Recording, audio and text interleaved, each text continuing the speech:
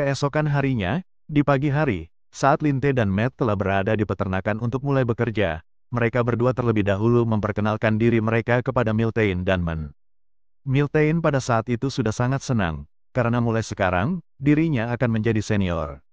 Namun di sisi lain, Men yang sempat memperhatikan bekas belenggu di tangan mereka, tiba-tiba mengatakan, "Aku tidak akan mempermasalahkan kalian bekerja di tempat ini karena ini adalah keputusan pemilik, tapi kalian harus tahu, aku belum mempercayai kalian sepenuhnya." Mendengar hal tersebut, Linte dan Matt terdiam, tapi seketika saja, Men mengatakan, jika dirinya bertemu dengan Ratanda, dia akan menghajarnya. Sementara itu, di dapur restoran, terlihat Ellison yang sedang menganalisis Ancient Marble. Pada saat itu, Ellison tiba-tiba teringat akan sesuatu. Saat dia melirik ke arahnya Rurin, dia menyadari kalau Rurin sedang memperhatikan sesuatu. Saat Ellison mendekat ke arahnya, dia melihat bahwa Rurin sedang memperhatikan para pelanggan. Mengingat perilaku Rurin mulai berubah akhir-akhir ini, Ellison bertanya-tanya apa yang telah terjadi kepadanya. Ternyata, Rurin pada saat itu sedang memperhatikan barang berkilauan yang digunakan oleh para pelanggan wanita. Karena ini pertama kalinya dia melihat sesuatu seperti itu, dia menanyakan pada Ellison, mengapa para manusia wanita memakai barang berkilauan seperti itu. Ellison dengan santai menjawab, barang seperti itu akan terlihat indah jika dipakai, bahkan sarang naga pun dipenuhi barang berkilauan. Setelah mengatakan hal itu, Ellison menanyakan, apakah Rurin ingin memakai barang seperti itu. Rurin hanya diam saja, karena sampai saat ini, dia belum mengerti mengapa manusia wanita suka memakai barang berkilauan. Tiba-tiba, Dieran muncul, untuk memberitahukan, bahwa Ratanda telah ditangkap waktu masih berada di rumah sakit semalam. Dia dituduh telah melakukan hal yang tidak senonoh dengan banyak saksi mata, seperti penghindaran pajak, pemerkosaan, pelecehan dan masih banyak lagi. Oleh karena itu, Dieran beranggapan, Ratanda tidak akan bisa melihat matahari lagi. Saat Ellison akan menyiapkan makanan untuknya, Dieran memberitahunya, semua hal itu bisa terungkap karena salah satu bawahan kepercayaannya yang menyerahkan informasi tersebut. Dieran juga memberitahu Ellison, orang yang mendukung Ratanda adalah Count Dedran. Meskipun Count Dedran sudah ditangkap, Ratanda masih melanjutkan tindakannya tanpa memikirkan resikonya. Jika dipikirkan lebih dalam, Dieran menyadari kaki tangannya Count Dedran masih banyak yang belum tertangkap, oleh karena itu, Dieran merasa khawatir, karena dia takut, mereka akan bermunculan satu persatu sambil membawa masalah yang mungkin saja akan sulit untuk diatasi di masa depan. Setelah membahas semua hal itu pada Ellison, Ellison tiba-tiba menanyakan kepadanya, apakah dia memiliki waktu luang di 3 hari ke depan. Saat Dieran mengatakan dia bisa meluangkan waktunya pada hari itu, Ellison berbisik kepadanya, bahwa ada yang ingin dia lakukan pada hari itu. Setelah itu, Dieran tiba-tiba tertawa, lalu mengatakan, dia pasti akan datang. 3 hari kemudian, terlihat Ellison yang sedang menemui Gultezar. Sambil menunjukkan sesuatu, Gultezar tiba-tiba mengatakan, dia sudah membuat barang yang Ellison inginkan. Setelah memeriksanya, Ellison mengatakan, barang itu sangat sempurna. Sebagai ucapan terima kasih darinya, Ellison telah menyiapkan begitu banyak makanan untuk Gultezar dan semua anggota Dwarf-nya. Setelah itu, Ellison tiba-tiba mengatakan, dia berharap Gultezar dan semua anggota klannya akan datang di restorannya malam ini. Namun, Gultezar malah langsung menolaknya, karena malam ini, mereka harus tetap bekerja membangun sarangnya Rurin, karena dia ingin menyelesaikan tahap pembangunan sarang ini secepat mungkin. Malam pun tiba, terlihat Knoll dan Rain yang telah berdandan rapi berjalan menuju restorannya Ellison. Pada saat itu, Knoll mengungkapkan, ini pertama kalinya dia diundang dalam perayaan. Di peternakan, terlihat Miltain yang sedang meminta mereka semua yang ada di tempat itu untuk segera berganti pakaian yang bagus lalu pergi ke restoran. Setelah beberapa saat, ketika semua orang yang Ellison undang telah datang, Rurin yang melihat ada begitu banyak makanan yang ditutupi, serta melihat semua orang yang Ellison kenal telah berada di restoran, bertanya pada Ellison, apa yang sedang dia rencanakan. Mendengar hal tersebut, Ellison terkejut, karena dia baru menyadari, Rurin tidak mengingat hari ini adalah hari ulang tahunnya, oleh karena itu, dia berencana untuk menyembunyikan hal tersebut sebelum waktunya, dengan langsung menyambut semua orang yang telah berada di tempat tersebut. Pada saat itu, Ellison mengungkapkan, dia sangat senang mereka datang. Allison juga berkata, dia sudah mempersiapkan acara kecil untuk mereka semua. Mendengar perkataan Allison, Rurin malah berpikir, acara yang diadakan oleh Allison merupakan acara yang dikhususkan untuk restoran ini. Kemudian, Allison mengatakan dia ingin mengadakan kuis. Peraturannya sangat sederhana, mereka cukup menutup mata dengan penutup mata yang ada di tangannya dan mereka hanya perlu menebak makanan apa yang akan mereka makan, dan dia menjamin mereka yang berhasil menebak makanannya dengan benar akan mendapatkan hadiah yang menarik. Setelah itu, Allison memutuskan untuk memulai kuis ini dari Miltain. Setelah menyediakan makanannya kepada Miltain, Allison memintanya untuk langsung mencicipinya. Miltain yang sempat merasa khawatir, menanyakan apakah Allison tidak akan membuatnya memakan sesuatu yang tidak bisa dimakan. Allison menjawab pertanyaannya itu dengan berkata, semua tergantung situasi. Hal itu jelas membuatnya bertambah khawatir, tapi karena dia tidak ingin kalah dalam kuis ini, dia dengan terpaksa langsung mencicipi makanan yang telah Allison sediakan. Saat sedang mengunyah makanan tersebut, Miltain merasakan makanan tersebut sangat lembek dan rasanya seperti ada yang menggeliat di dalam makanan itu. Karena dia belum pernah memakan makanan seperti itu, dia malah berpikir bahwa itu sebenarnya bukanlah makanan, oleh karena itu, dia langsung memuntahkannya. Melihat hal tersebut, Allison langsung mendiskualifikasinya. Allison kemudian menjelaskan, makanan yang Miltain makan bernama marshmallow, manisan yang terbuat dari gula, yang belum pernah dia lihat di kota ini. Mendengar hal tersebut, Miltain jelas terkejut, lalu berkata, aku tidak mengetahui makanan ini, jadi bagaimana aku bisa menebaknya? Saat mencoba mencicipi makanan tersebut, dia merasakan makanan itu benar-benar enak. Saat Miltain mencoba mencicipi makanan itu, dia mengatakan, dia merasa ketakutan sebelumnya karena matanya ditutupi sampai membuatnya tidak bisa merasakan rasa manisnya. Setelah itu, Allison langsung mengatakan, dia menunjuk Knoll sebagai peserta berikutnya. Mendengar hal tersebut, Knoll mengatakan, dia bisa memakan makanan apa saja. Namun saat Allison telah menyediakan cabai untuknya, dia langsung menyerah karena dia tidak dapat menahan rasa pedasnya. Hal itu malah membuat Rain marah padanya, karena dia tidak bisa menahan rasa pedas, padahal dirinya sangat ingin Knoll memenangkan kuis ini. Setelah beberapa saat, karena sampai saat ini belum ada yang bisa menebak makanan yang dia sediakan, Allison tiba-tiba menunjuk Rurin sebagai peserta berikutnya. Rurin jelas terkejut, karena dia tidak menyangka, dia juga akan ikut dalam kuis ini. Namun pada saat itu, Allison langsung memakaikannya penutup mata, agar dia tidak dapat menolaknya. Setelah itu, Allison langsung menyuapinya dengan makanan yang telah dia sediakan, lalu menyuruhnya untuk menebak makanan apa itu. Rurin yang sedang mengunyah makanan itu, sempat merasa kesal, karena dia berpikir, Allison sedang meremehkannya, oleh karena itu, dia berniat menggunakan indera naganya untuk menebak makanan tersebut. Rurin merasakan, makanan itu memiliki tekstur yang halus seperti roti, terasa seperti telah dicampur dengan krim kocok, dan memiliki lapisan di dalam rotinya yang memiliki rasa yang sangat manis, serta memiliki rasa buah-buahan yang beraneka ragam, oleh karena itu, dia langsung menebak bahwa makanan itu adalah kue. Saat Rurin telah membuka penutup matanya, dia melihat semua orang telah berkumpul di hadapannya.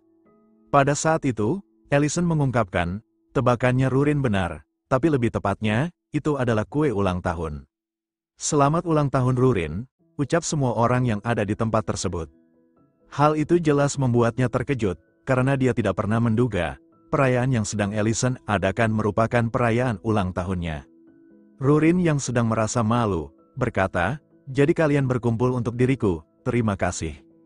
Mendengar hal tersebut, Allison dan Elena cukup terkejut, karena ini kedua kalinya mereka mendengar Rurin mengucapkan terima kasih. Mengetahui apa yang sedang mereka pikirkan, Rurin tiba-tiba mengatakan, dia tidak akan mengucapkan terima kasih lagi di masa depan. Kemudian, Allison mengungkapkan, karena Rurin berhasil menebak makanannya, dan hari ini adalah hari ulang tahunnya, dia telah menyediakan hadiah spesial yang dibuat oleh The Dwarf untuknya. Saat Allison sedang menunjukkan hadiah itu padanya, Rurin sempat terkejut, lalu menanyakan, sejak kapan Allison mempunyai waktu menyiapkan hadiah untuknya. Allison menjawab perkataannya itu dengan mengatakan, bagaimana mungkin dia bisa melupakan hari ulang tahunnya. Pada saat yang sama, Allison langsung memakaikan anting itu pada telinganya Rurin. Allison yang telah menyediakan sebuah cermin, langsung menunjukkan telinganya Rurin menggunakan cermin tersebut, sambil menanyakan, bagaimana menurutnya. Hal itu jelas membuat Rurin merasa malu, oleh karena itu, dia hanya diam saja dan memutuskan untuk menyembunyikan raut wajahnya dengan membalikkan badannya. Sambil menyentuh anting itu, Rurin bergumam dalam hatinya, bahwa dia mengerti sekarang mengapa manusia wanita suka memakai barang berkilauan. Malam pun tiba, setelah semua orang telah pergi, Rurin tiba-tiba mengatakan, ini pertama kalinya ulang tahunnya dirayakan. Mendengar hal tersebut, Allison mengatakan, ini ulang tahun terakhir Rurin sebelum upacara kedewasaannya. Saat Allison melirik ke arah jendela, dia melihat salju, oleh karena itu, dia mengajak Rurin keluar. Setelah beberapa saat, terlihat Allison dan Rurin yang sedang menikmati minuman coklat panas di luar. Pada saat itu, Allison mengungkapkan, tak terasa sudah musim salju, waktu berlalu dengan sangat cepat. Mengingat baru setahun mereka tinggal di kota ini, Rurin mengatakan, bukankah 1 tahun memanglah cepat?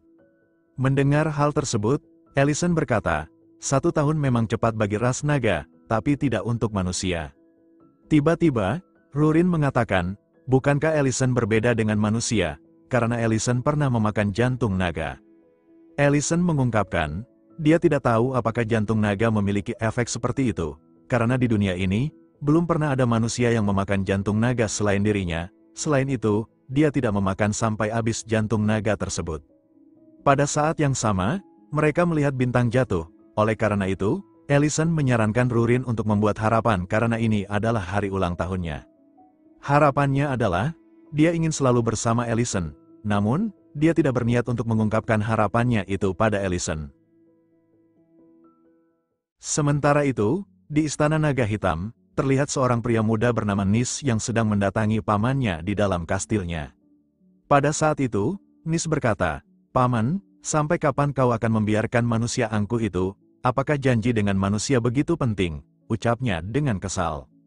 Mendengar hal tersebut, pamannya yang bernama Dihekma menanyakan, apakah dia kesal pada manusia itu karena manusia itu tinggal bersama Rurin. Karena Nis hanya diam saja, dia berpikir tebakannya benar, oleh karena itu, dia menganggapnya sangat bodoh, sebab jika Nis benar-benar menginginkan Rurin, dia seharusnya memperlakukannya dengan baik ketika dia masih berada di tempat ini. Dihekma juga menanyakan, dulu Nis sering menindas Rurin, tapi kenapa Nis sangat menginginkan Rurin sekarang saat Rurin beberapa hari lagi akan dewasa? Nis yang sudah tidak tahu harus mengatakan apa, mengungkapkan, dia menginginkan Rurin bukan karena urusan pribadi, tapi demi keberlangsungan ras naga hitam mereka, terlebih lagi, wanita dari ras mereka sebagian besar sudah mati karena perang beberapa tahun yang lalu. Mendengar hal tersebut, Dihekma menanyakan, apakah Nis ingin dirinya membawa kembali Rurin dengan paksa? Tiba-tiba, raut wajahnya Nis berubah, lalu mengatakan, jika pamannya mengizinkan, dia sendiri yang akan membawa kembali Rurin.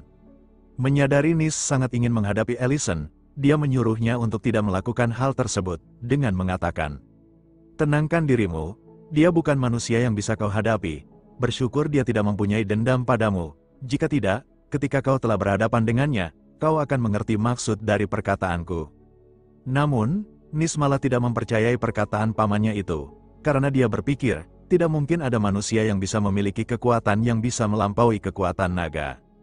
Menyadari apa yang sedang dia pikirkan, Dihekma mengatakan, jika Nis tidak mau mendengarkan perkataannya dan tetap ingin menghadapi Allison, hal itu jelas akan melanggar perjanjian di antara manusia dan para naga.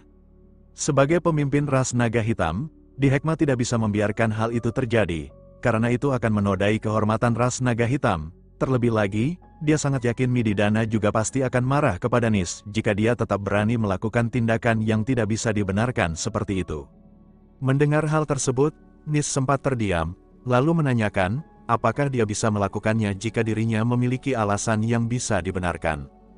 Perkataannya malah membuat Dihekma berpikir bahwa Nis mempunyai rencana yang telah dia pikirkan dengan matang, oleh karena itu, dia bersedia mengizinkannya, namun jika rencananya akan berakhir dengan kacau, dirinya akan berpura-pura tidak mengetahuinya. Singkat cerita, di Gunung Miliorek di Kutub Utara, terlihat Allison dan Rurin yang telah berada di tempat tersebut untuk mencari jamur. Pada saat itu, Rurin menanyakan, kenapa mereka jauh-jauh pergi ke tempat ini hanya untuk mencari jamur. Allison menjelaskan, jamur yang akan mereka cari bukanlah jamur biasa, melainkan jamur yang sangat langka. Dia menceritakan, dia mengetahui keberadaan jamur itu dari para pelanggan yang berkunjung ke restoran.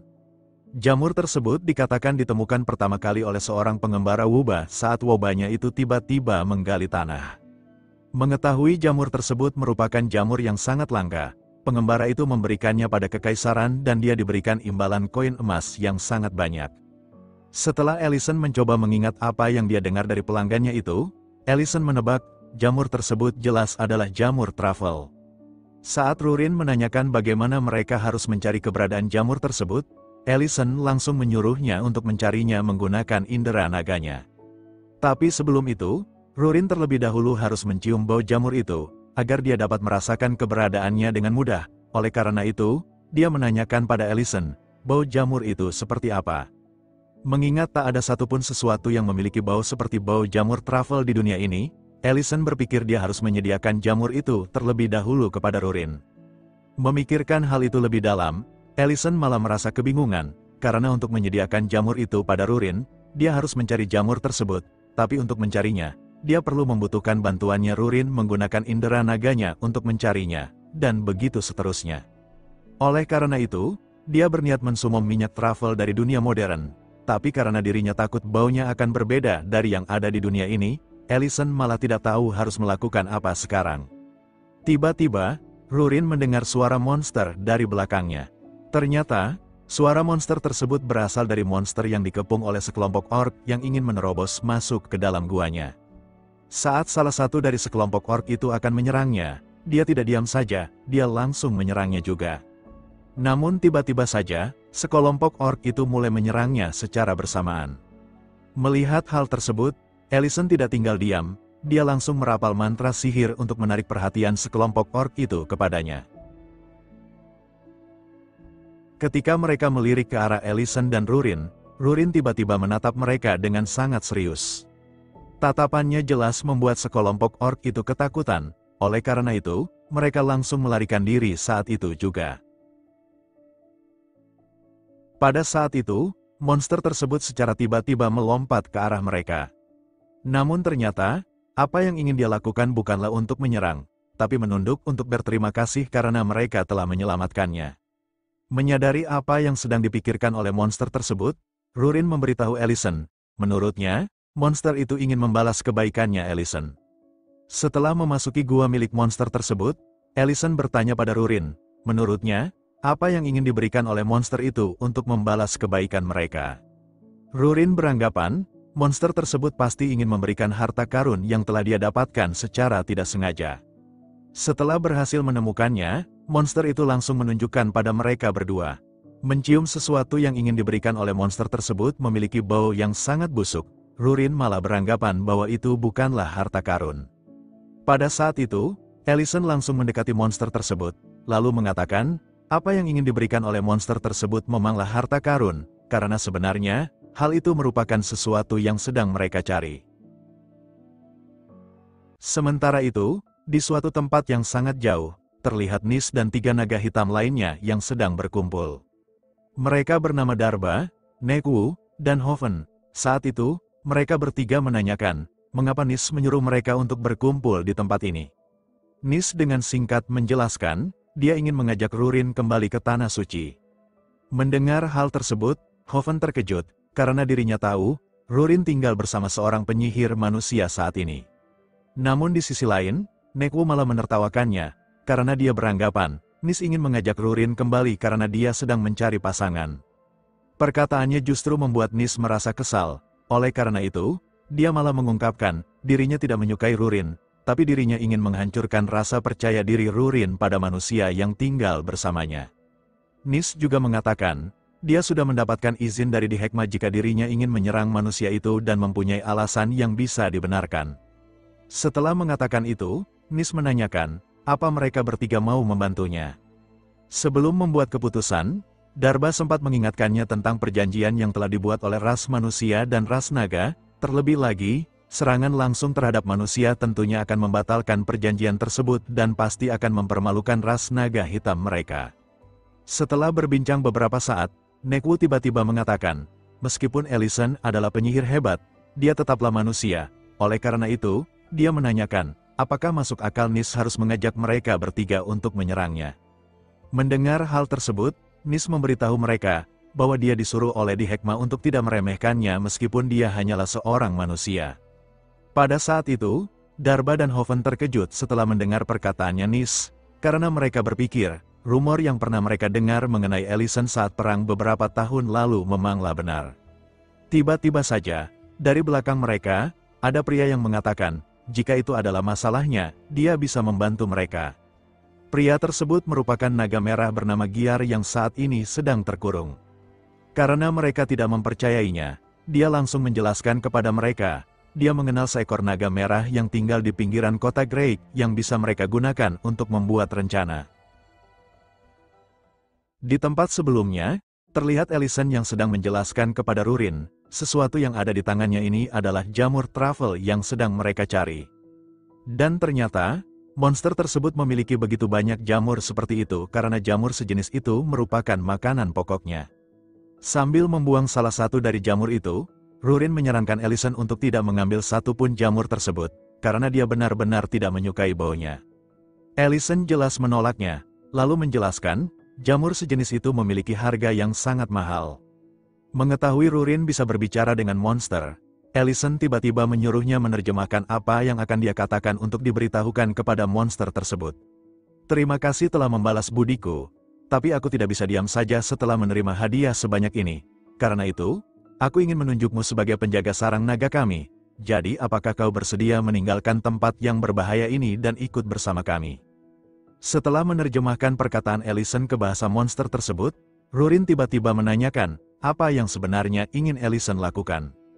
Alicent hanya mengabaikannya, karena pada saat itu, Alicent menyadari monster tersebut setuju untuk ikut bersamanya.